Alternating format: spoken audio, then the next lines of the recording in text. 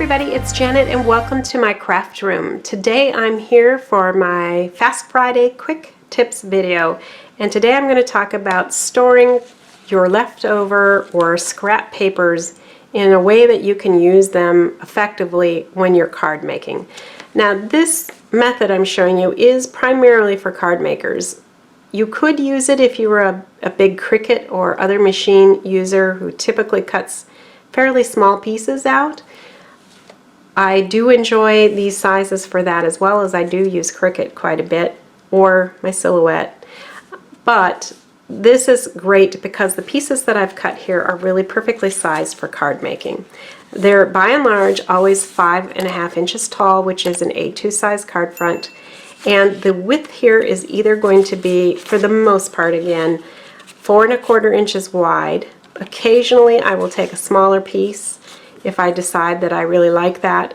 My general rule of thumb is it has to be at least 3 inches wide, but almost always it has to be 5.5 inches tall. So if anything doesn't fit that mode, I will let it go and throw it out. This helps me so much because it saves time. When I'm creating a card and I need a red card front, or a red panel, or a red mat, I just go right to my reds and look at what I have here. I can page through it real quick, decide, okay, there's solid reds, then there's some patterned reds here. I don't know what that black one's doing there. There's some reds and patterns there, it's just this way.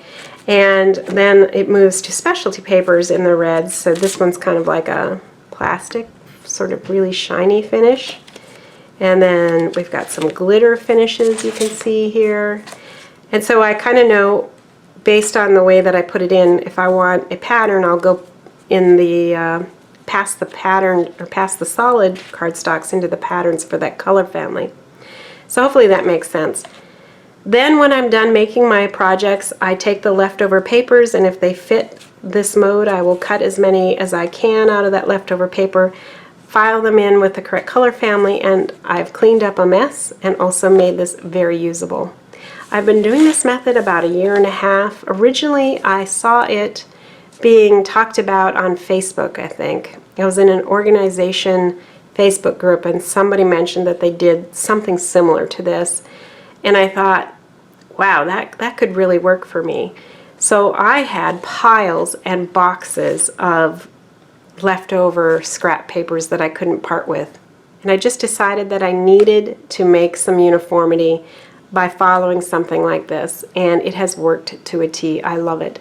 So if this may be something you're interested in, it takes a little while to go through all your various card making and paper making scraps to set this up, but once you have, it works very well. At least, again, for me, it has been a lifesaver. As far as what to put it in, this is a berry basket that I know most people are not going to have, and you can't really buy them. I got it at a strawberry farm years ago. I used it for my son's extensive and large matchbook cars when he was littler, and so I just cleaned it up and thought, hey, this fits perfectly.